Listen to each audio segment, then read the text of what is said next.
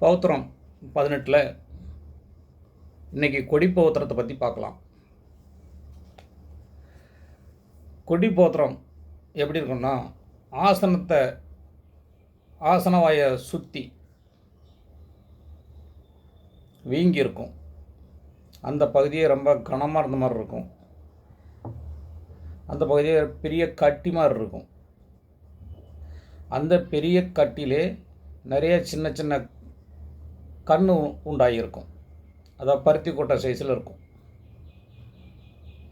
இவங்களுக்கு உடம்பு முழுக்க வெளுத்து போயிடும்.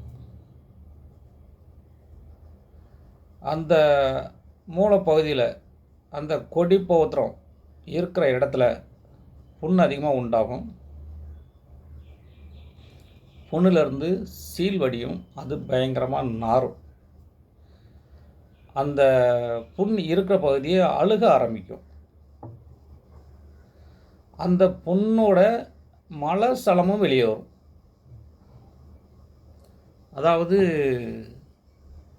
கொடி பௌத்திரம் அப்படின்னாலே அந்த மூளை கட்டி உள்ள ஏரியாவில் இருந்து சுற்றி எல்லா பகுதிக்கும் போகக்கூடிய நரம்புகள் வழியாக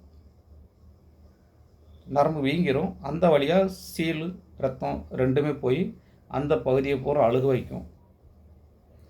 ஆசனவாய் உள்ளே இருந்து மலமும் சீலும் அந்த துவாரத்து வழியாக போய் வெளியே வரும். அப்படி சுற்றி இருக்கும்.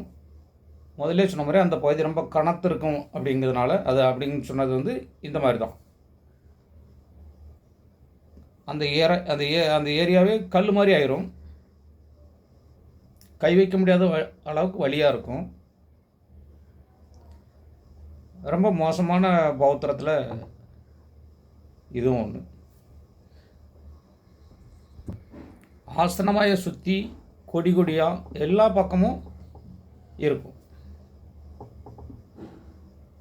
பார்க்குறதுக்கே பயங்கரமாக இருக்கும். நரகத்தில் வாழ்கிற மாதிரி இருக்கும்.